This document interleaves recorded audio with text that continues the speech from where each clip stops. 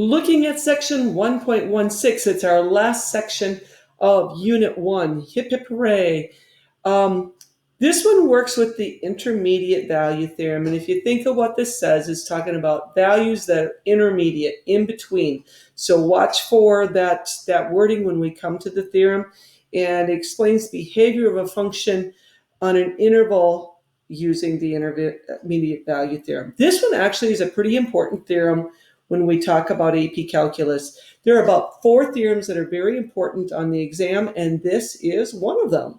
So one of the first important existence theorems that we will study in calculus is called the intermediate value theorem. Like all existence theorems that we study, the IVT relies on the continuity of a function. So we must have a continuous function. Let's give a read through on this important theorem. If f is a continuous function on the closed interval a to b, and k is any number between f of a and f of b, there is at least one number c in the interval a to b such that f of c equals k. So this gets a little confusing, and sometimes people have difficult time. First off, we must have continuity. Second thing, we must have some betweenness going on. Then we can come in with the conclusion. The conclusion tells us that there is a k such that, or a c such that f of c will yield that value k. Now, when I think about y values and x values, I'm going to read through this again.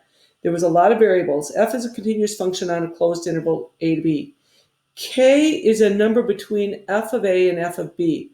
To me, this means that y value, k is some y value that sits between f of a and f of b. But I don't know whether f of a is larger or smaller than f of b, so we'll just say it is between, so that we don't have to put any particular order to it. Like I can't say this, because I don't know that f of a is smaller. It could be that. So betweenness means either. Next, there's some number c in the interval such that f of c, and this is showing that c is an input. So that to me means that this is an x value. F of c is some x value. Looking at the picture, I think it'll help explain what the intermediate value theorem does. So I have f of a some y value. I have f of b some y value, and k must be between f of a and f of b.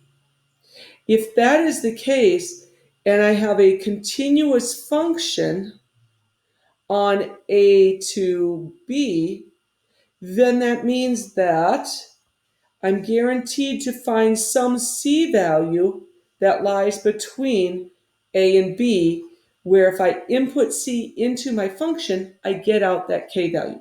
And this particular function, it looks like we actually have 3 different c values that would yield that same k.